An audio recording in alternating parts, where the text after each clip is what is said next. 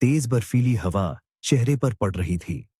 चुभने वाली बर्फ के बवंडर उठा रही थी। महंगे स्टोरों की चमकदार खिड़कियों वाली सड़क पर एक बूढ़ी औरत मुश्किल से दिखने वाली परछाई की तरह फिसल रही थी। सालों के बोझ और अपने पुराने कोट के नीचे झुकी हुई वह धीरे धीरे चल रही थी। उसकी उंगलियों में एक मुड़ा तुड़ा कागज का टुकड़ा मजबूती से पकड़ा हुआ था। फटे हुए कपड़े पर बर्फ के टुकड़े जम रहे थे, झुर्रियों वाले गालों पर पिघल रहे थे। पुराने जमाने के जूते उसके पैरों पर मुश्किल से टिके थे। भूरे बालों को ग्रे दुपट्टा छिपाए था। वह बार बार कागज को अपनी आंखों के पास उठाती, पता जांचती और तनाव से चारों ओर देखती। हाँ, लगता है यही है। हाँ, घर का नंबर मेल खा रहा है। आखिरकार में पहुंच गई। उसने राहत की सांस लेते हुए फुसफुसाया। वह एक आलीशान रेस्टोरेंट के शीशे के दरवाजों के सामने रुक गई, जहां से हल्की रोशनी आ रही थी और धीमी संगीत की आवाज सुनाई दे रही थी। पास में चमकदार गाड़ियां खड़ी थीं, जिनसे सजे धजे हंसते हुए लोग उतर रहे थे। भीख मांगने के लिए यही समय मिला। एक आदमी ने, जिससे तेज इत्र की गंध आ रही थी, उसकी तरफ मुश्किल से देखते हुए कहा और जल्दी से अंदर चला गया। सावित्री देवी ने जैसे सुना ही नहीं। उसने भारी शीशे का दरवाजा धकेला। वह अंदर की शान और शौकत देखकर ठहर गई। चमकदार झूमर, बेहतरीन फर्नीचर, रंगीन सजावट। फिर वह दृढ़ता से रिसेप्शन काउंटर की तरफ बढ़ी। काउंटर के पीछे बैठी लड़की, जिसका चेहरा 1 मिनट पहले मेहमान नवाज था, अचानक बदल गई। चमकदार लिपस्टिक से सजे उसके होंठ घृणा से सिकुड़ गए। आपको शायद कोई गलतफहमी हुई है, नेहा ने ठंडक से कहा। कृपया तुरंत रेस्टोरेंट खाली कर दें, वरना मैं गार्ड को बुलाऊंगी। बेटी, प्यारी बेटी, सावित्री देवी घबरा गईं। मैं नहीं जाऊंगी। मैंने जगह पहले से बुक कर ली थी। मेरे पास पैसे हैं।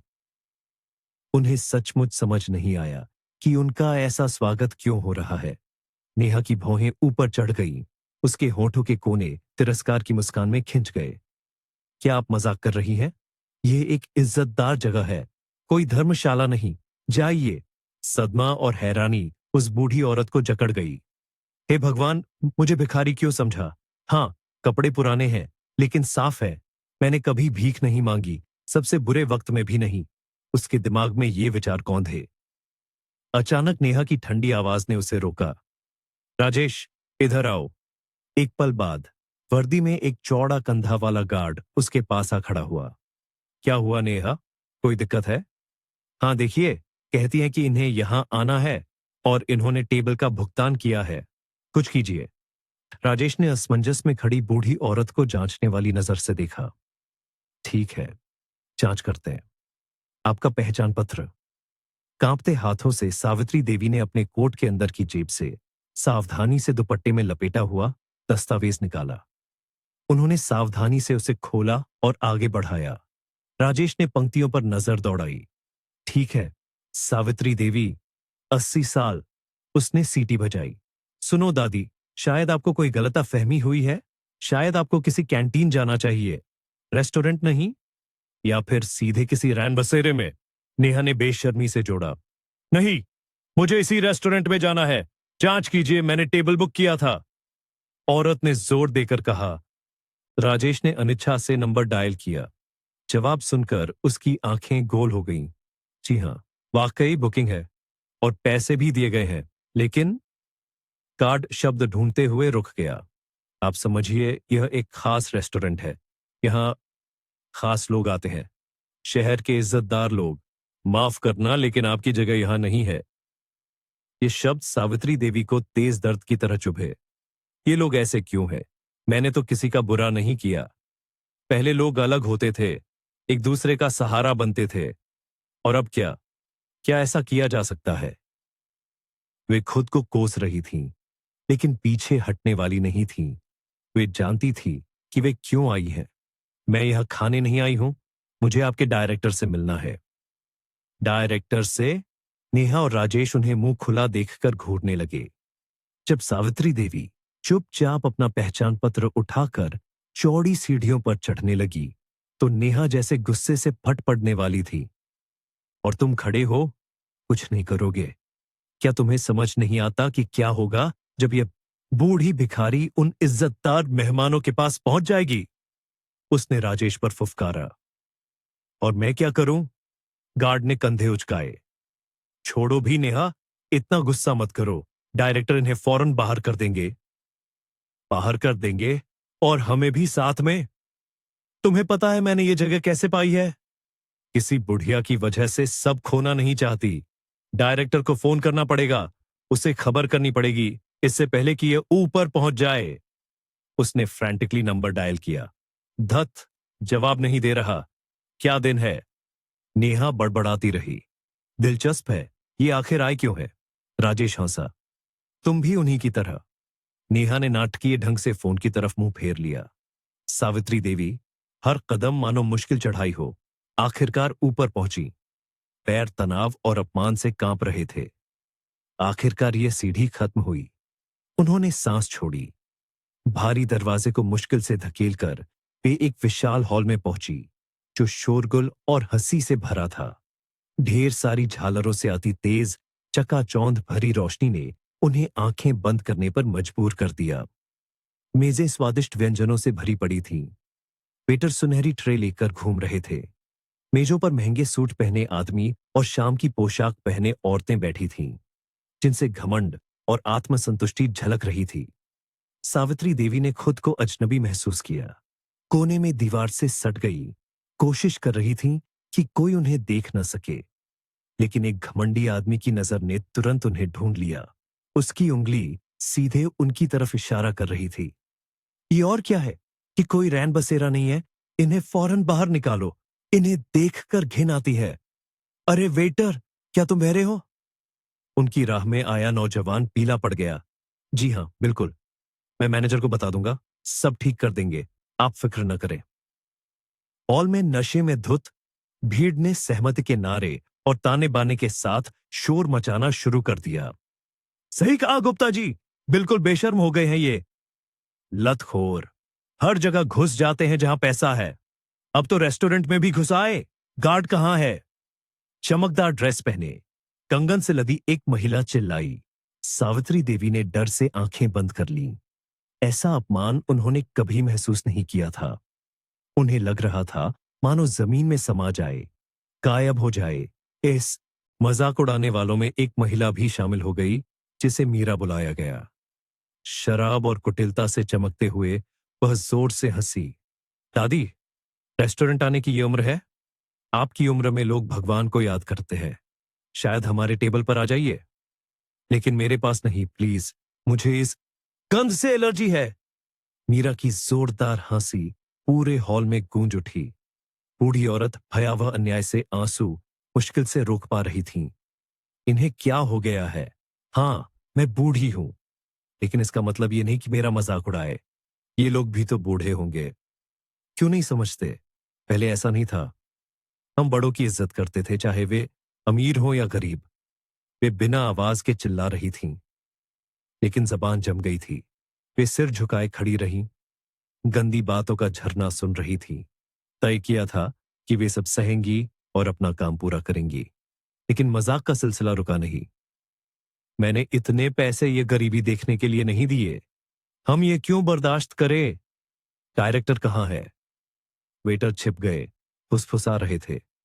कई लोगों को बुढ़िया पर तरस आया, लेकिन नशे में धुत अमीर मेहमानों से बहस करने की हिम्मत किसी की नहीं हुई। ये लोग भारी मुनाफा लाते थे और कोई भी इस प्रतिष्ठित जगह पर अपनी नौकरी खोना नहीं चाहता था। केवल युवा वेट्रेस रिया ने मुट्ठी कसी। उसे यह देखकर बर्दाश्त नहीं हो रहा था कि किसी इंसान को सिर्फ बुढ़ापे और गरीबी के कारण रौंदा जा रहा है। ये लोग इंसान नहीं है। किसी बुजुर्ग का ऐसा अपमान कैसे कर सकते हैं? मैं अभी मैनेजर के पास जाती हूं, उसने दृढ़ता से कहा। प्रिया रुको, कुछ नहीं मिलेगा। मैनेजर हमेशा मेहमानों का साथ देते हैं, वे पैसे लाते हैं। इन्हें वैसे भी बाहर निकाल दिया जाएगा। तुम यहां बस एक हफ्ते से हो, बीच में मत पड़ो। उसके साथियों ने उसे समझाया। पता है, प्रिया ने चमकती आंखों से जवाब दिया। जीवन में पैसे से भी बढ़कर चीजें होती हैं, लेकिन लगता है आपको उनकी जानकारी नहीं है।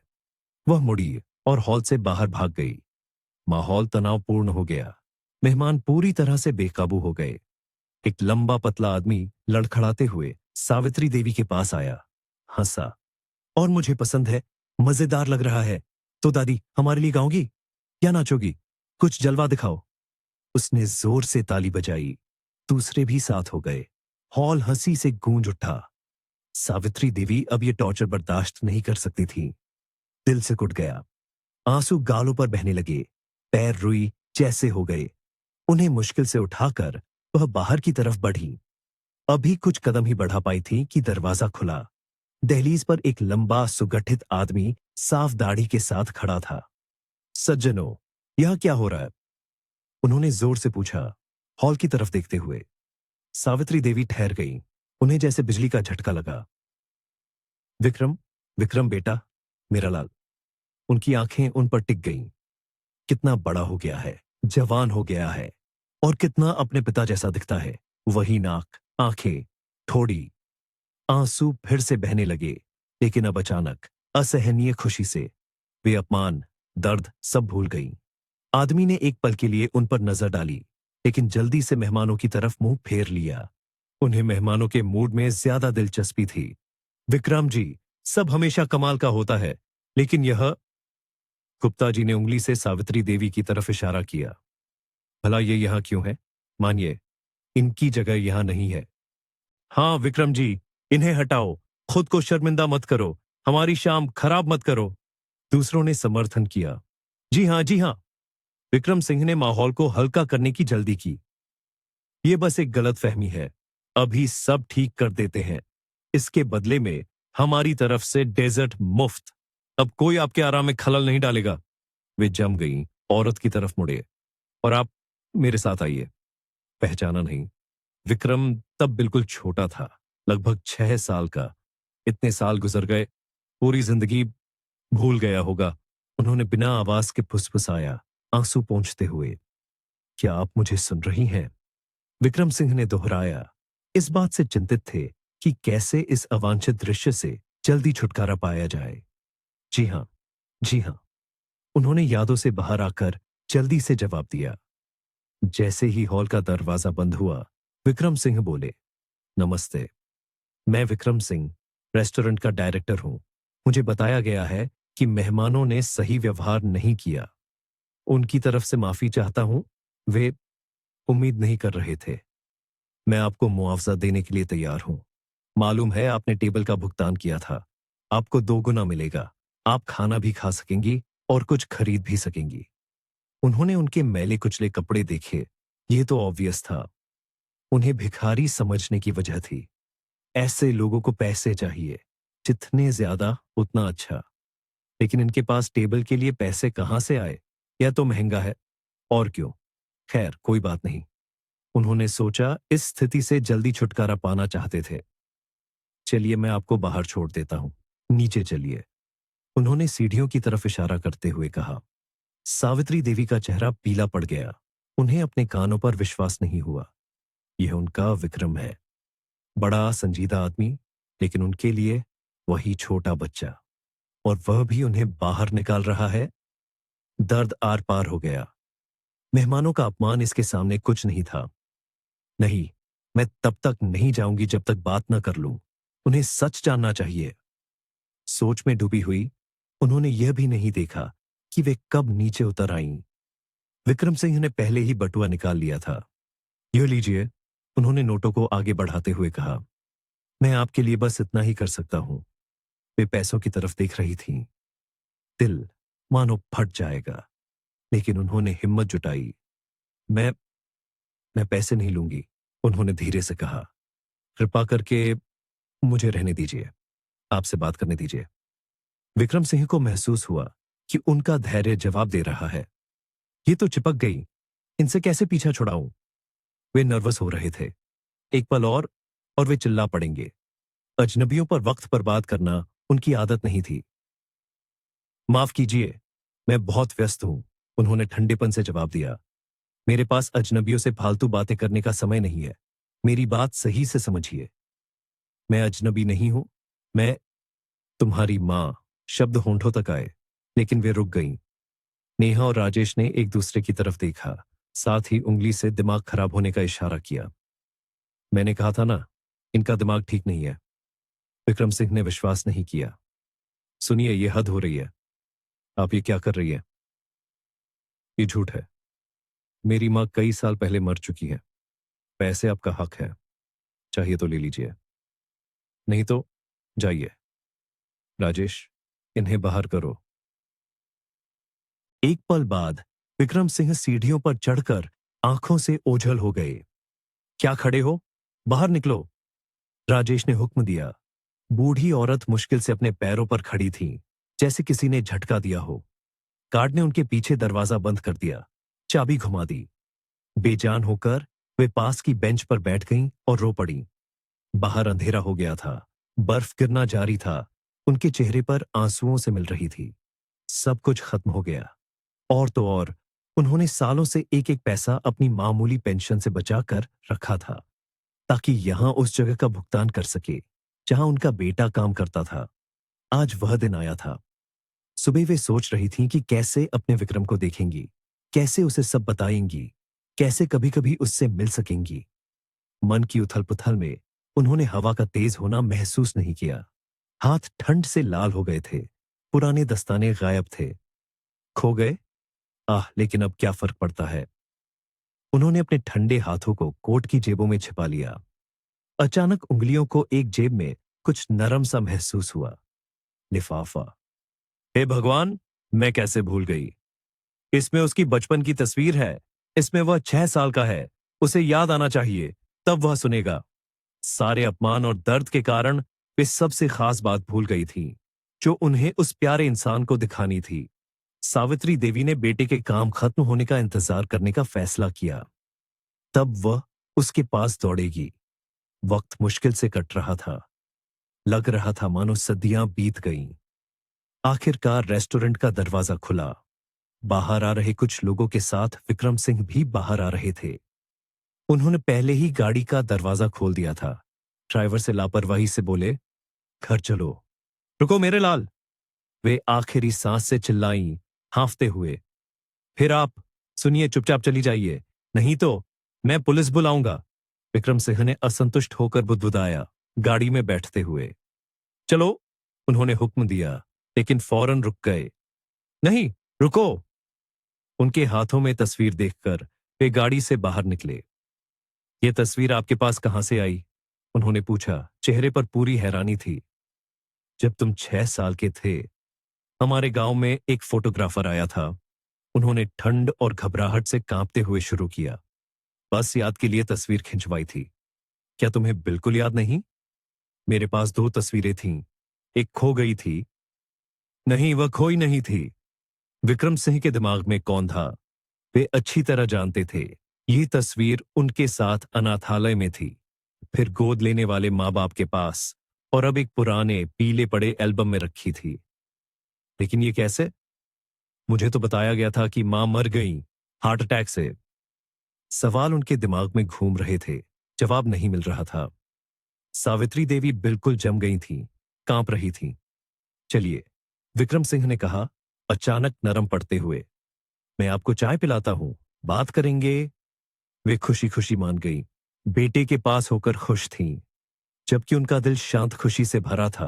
विक्रम सिंह के दिल में तूफान चल रहा था। भावनाएं उमड़ रही थीं, फिर से मिलने की खुशी और कड़वी नाराजगी, यहां तक कि नफरत, क्योंकि उन्हें छोड़ दिया गया था। गोद लेने वाले माँ बाप ने उन्हें घर दिया, पढ़ाई करवाई, परवरिश की, लेकिन वे बहुत सख्त और मांग करने वाले थे। उन्होंने हमेशा प्यार की कमी महसूस की। असली माँ के साथ शायद अलग होता, हो सकता था, लेकिन नहीं हुआ। आपने मुझे क्यों छोड़ा? उन्होंने अचानक पूछा। और अब अचानक वापस आने की कोशिश कर रही है? क्या ये देर नहीं हो गई? बेटा, मेरी बात सुनो, उन्होंने आंसू आते हुए महसूस करते हुए कहा। मैं सब बताऊंगी, बस बीच में मत टोकना प्लीज। उन्होंने अपनी लंबी, दुख भरी कहानी शुरू की। एक बड़े ग्रामीण परिवार में जीवन के बारे में, जल्दी अनाथ होने के बारे में, बड़ी बहन के मुश्किल जीवन के बारे में, विक्रम के पिता के लिए देर से हुए प्यार के बारे में, उनकी दुखद मौत के बारे में, मां की मौत के बारे में, कैसे उन्हें पता चला कि वे गर्भवती हैं, कैसे तुम बेटा जीने की एकमात्र वजह बन गए, कैसे एंजल बनकर रक्षा करना चाहती थी। ख्याल रखा, प्यार किया, किस्मत का तोहफा। विक्रम सिंह ने कड़वाहट से टोका। वादा भूल गए। ये क्या कह रही हैं आप? मुझे अनाथालय में देकर आपने मुझे धोखा क्यों दिया? मुझे आपकी देखभाल याद नहीं, लेकिन अनाथालय की दीवारों और सख्त केयरटेकर मुझे बहुत अच्छी तरह याद है। अगर आप माफी मांगने आई हैं तो उम्मीद मत करना, आपकी उम्र भी कोई काम नहीं आएगी। गुस्से ने उनका चेहरा विकृत कर दिया। सावित्री देवी उदास हो गईं। खुशी ज्यादा देर टिक न सकी। उन्हें उम्मीद थी कि तस्वीर उनका दिल पिघला देगी, लेकिन नहीं। रुको विक्रम बेटा, मैं सब समझाऊंगी। उन्होंने शुरू किया, लेकिन वे तेज से बीच में ही रोक दिया। मुझे आपकी सफाई नहीं चाहिए और मुझे उस नाम से मत बुलाइए। मुझे वैसे भी आप पर भरोसा नहीं है, उन्होंने कड़वाहट से कहा। यादें उमड़ आईं। इतने साल बीत गए, वे 50 से ऊपर के हो गए थे, लेकिन दर्द कम नहीं हुआ। याद था कैसे हर रविवार अनाथालय में मां का इंतजार करते थे। वे नहीं आईं। उनके बदले गोद लेने वाले परिवार आए।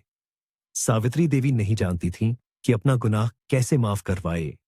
वे वह दिन कभी नहीं भूलेंगी जब वे छोटे विक्राम को अनाथालय लाई थीं। उसके आंसू, उसकी मिन्नतें कि उसे इस अनजान घर में मत छोड़ना। लेकिन उनके पास कोई चारा नहीं था। वे खुद एक अनजान घर में जा रही थीं, अस्पताल, शायद हमेशा के लिए। बेटा, मेरा यकीन करो, मेरे पास कोई दूसरा रास्ता नहीं था, उन्होंने धीरे से जारी रखा। दिल की दिक्कतें बहुत पहले शुरू हो गई थीं, फिर तेज दर्द, दौरे। मैं खुद को कितना कोसती थी कि समय पर डॉक्टर के पास क्यों नहीं गई। जब गई तो देर हो चुकी थी। कहा सिर्फ ऑपरेशन ही बचा सकता है, और उसमें भी बचने की उम्मीद कम थी। अगर बच गई तो लंबा इलाज। मैं डर गई थी बेटा, मेरे पास तुम्हें छोड़ने के लिए कोई नहीं था। उन्होंने भाइयों और बहनों से मिन्नत की कि उन्हें ले ले जब तक वे अस्पताल में हैं। सावित्री, वे बोले, हम ले लेते, लेकिन हमारे अपने बच्चे हैं। उन्हें खिलाना पिलाना है, कपड़े देने हैं, और इसके लिए पैसे चाहिए। तुम्हारा विक्रम। उन्होंने खुद को सही किया। विक्रम बेटा, मुझे तुम्हें अनाथालय में देना पड़ा, बस कुछ समय के लिए, लेकिन यह निकला हमेशा के लिए। देखकर कि वे सुन रहे हैं, अब बीच में नहीं टोक रहे, उन्होंने जारी रखा। चमत्कार हुआ। ऑपरेशन कामयाब रहा। 1.5 महीने बाद मैं डिस्चार्ज हो गई। बेटा, मैं फौरन अनाथालय गई तुम्हारे लिए। लेकिन वही हुआ जिसका मुझे सबसे ज्यादा डर था। तुम्हें पहले ही दे दिया गया था गोद लेने वाले परिवार को। मैंने उनका पता देने की मिन्नतें की, लेकिन डायरेक्टर नहीं माने, साफ इनकार कर दिया। उनकी आवाज कांप गई। उस दिन से जिंदगी बेरंग हो गई। मैं बस एक ही सपना देखती थी कि कभी तुम्हें देख सकूं, और आज, आज सबसे अच्छा दिन है। सपना सच हुआ। मैंने तुम्हें देखा। इसके लिए भगवान का जितना भी शुक्र करूं कम है। विक्रम सिंह अब बहुत देर तक उनके झुर्रियों वाले चेहरे को देखते रहे। जाने पहचाने चेहरे तलाशने की कोशिश कर रहे थे, लेकिन नहीं मिले। मां की कोई तस्वीरें उनके पास नहीं थीं। वक्त ने उनकी सूरत दिमाग से मिटा दी थी। औरत इतनी दिल से बता रही थी कि उन्होंने खुद को सोचते पाया। उनकी बातें झूठ नहीं लग रही थी। शायद ये कहानी थी, लेकिन उन्हें यकीन हो गया। इतने सालों बाद आपने मुझे कैसे ढूंढा? उन्होंने पूछा। बताती हूं बेटा। 1 साल पहले पार्क में मुझे एक औरत मिली। हम कभी साथ काम करते थे। उनकी बेटी एक चैरिटी संस्था चलाती है, बच्चों को गोद दिलाने में मदद करती है। शायद ऐसा नहीं करना चाहिए था, लेकिन मेरी कहानी सुनकर उनका दिल पिघल गया। उन्होंने उस परिवार के बारे में जानकारी निकाली जिसने तुम्हारी परवरिश की, और फिर तुम्हें ढूंढने में मदद की। बेटा, तुम कितने कामयाब हो, समझदार हो, मुझे तुम पर गर्व होगा। सावित्री देवी समझ गई। वह उनकी बाहों में नहीं भागेगा, उन्हें मां नहीं कहेगा। धोखा मिटाया नहीं जा सकता, लेकिन शायद किसी दिन वह समझ सकेगा और माफ कर देगा। यही माफी उनके लिए सबसे बड़ा इनाम होगा। छाई हुई चुप्पी को विक्रम सिंह ने तोड़ा। अब आप कैसे रह रही हैं? सेहत कैसी है? बस आप दिख रही हैं। वे झिझक गए। बस भिखारी जैसी दिख रही हूं? उन्होंने धीरे से उनकी बात पूरी की। आज कई लोगों ने मुझे यह कहा, नहीं, मैं बेघर नहीं हूं, हालांकि अपनी कोई जगह नहीं है। माँ बाप का घर खो गया, भतीजों ने धोखा दिया, घर छीन लिया, लेकिन मेरे पास रहने की जगह है। एक छोटा सा कमरा किराए पर ले रखा है। फिक्र मत करो बेटा, खास बात यह है कि तुम ठीक हो। बातचीत करते हुए वक्त का पता ही नहीं चला। बाहर पूरी तरह अंधेरा हो गया था, बर्फ गिरना जारी था। क्या मैं ना आपको घर छोड़ दूं? विक्रम सिंह ने अचानक पूछा। जी हां, बिल्कुल विक्रम, वे मान गई। कुछ देर बाद वे जल्दी से बोली, बेटा यहीं रुक जाओ, मुझे यहां से पास ही है, बस 2 मिनट का रास्ता। आपको यकीन है? उन्होंने पूछा। नहीं नहीं, फिक्र मत करो। सुनने के लिए शुक्रिया। मैं आखिरी सांस तक तुम्हारे लिए दुआ करूंगी। विक्रम सिंह ने अपनी आंखें उनसे नहीं हटाई जब तक वे घर के कोने में गायब नहीं हो गईं। सावित्री देवी ने उन्हें लगभग पूरा सच बताया, बस एक बात छुपा ली, जिसके बारे में बात करने में शर्म आती थी। वे सचमुच काफी समय तक बेघर रहीं, रैन बसेरे में रहती थीं। फिर एक चौकीदार ने, जिस आंगन में वे अक्सर बैठा करती थीं, उन पर तरस खाया। उसकी एक छोटी सी कोठरी थी, जहां सिर्फ औजार, एक चारपाई और एक स्टूल आ सकता था। बस वहीं सावित्री देवी रहती थी। वे चारपाई पर बैठ गईं। पैर दुख रहे थे, सिर में दर्द था, लेकिन इतने सालों में पहली बार वे खुश थीं। उन्हें सबसे प्यारा सपना आया, सपना जहां वे अपने बेटे के पास थीं। कुछ दिनों बाद कोठरी का दरवाजा खटखटाया। दहलीज पर विक्रम सिंह खड़े थे। तुमने मुझे कैसे ढूंढा बेटा? उन्होंने हैरानी से पूछा। आपने मुझे ढूंढा, अब मेरी बारी है, वे मुस्कुराते हुए बोले। खुद भी नहीं देखा कि वे तुम पर आ गए थे। चलो, उन्होंने पूछा। विक्रम, कहां? सावित्री देवी और भी हैरान हो गईं। हमारे घर। मैं तुम्हें अपनी पत्नी और अपने पोते पोतियों से मिलवाऊंगा। तुम्हारे 3 हैं। खुशी से उनकी जान निकल गई। और ये लो, विक्रम सिंह ने उन्हें एक चाबी दी। मेरे पास एक छोटा अपार्टमेंट है, काफी समय से खाली पड़ा है, अब तुम वहीं रहोगी। देखो, ऐसा भी होता है। सावित्री देवी ने कभी अपनी किस्मत का रोना नहीं रोया, लेकिन खुशी फिर भी उन्हें मिली, बुढ़ापे में ही सही मिली, और उन्हें गरमाई जैसे गरम धूप। ये खुशी उन्हें उनके बेटे ने दी, जो समझ सका और माफ कर सका।